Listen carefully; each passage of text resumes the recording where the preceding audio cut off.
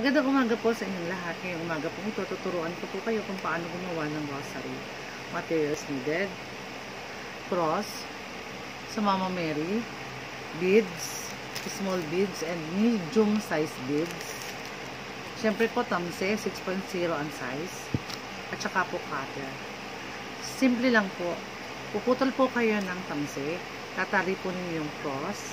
Then, tutuhog po kayo ng 3 maliit na beads, ganito po, and then isang medium size na bead, 3 maliit na beads, isang medium size na bead, small, medium size, small, medium size, tapos po 3 medium size o small size na beads, isang medium size na bead, at 3 small size na beads, ganun lang po. And after po noon, itatali po natin dito yung pong dulo, ito po, itatali po, yan, ganyan na po ang kalalabasan yan. Matapos pong itali, ayan po, yan na po kalalabasan. And then po, puputol po kayo ng almost 1 yard na tamsi ulit, and then itatali po natin dito. Ayan, yan, itatali po natin. And then, sa una po, tutuhog po ulit kayo ng 3 maliit na beads. Tapos, medium size, small bead, medium size, ganun lang po. 10 po ang bilang niya. Ganyan po ang kalalabasan.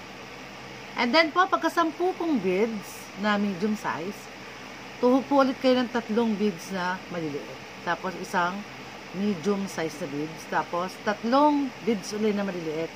And then ganun po ulit sa liitan.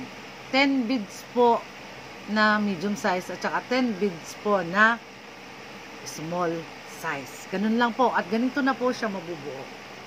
Pagkatapos po, itatali ulit sa kabila. Yan. Buo na po ang rosary.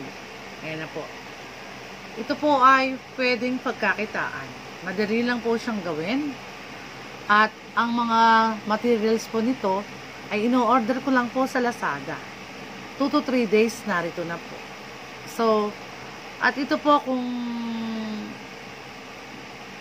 ipagbili ko po ito ay mahal na ang 40 pesos kahit na medyo mababa yung preso ko. Siguro mga 50 pesos. Okay na po yun.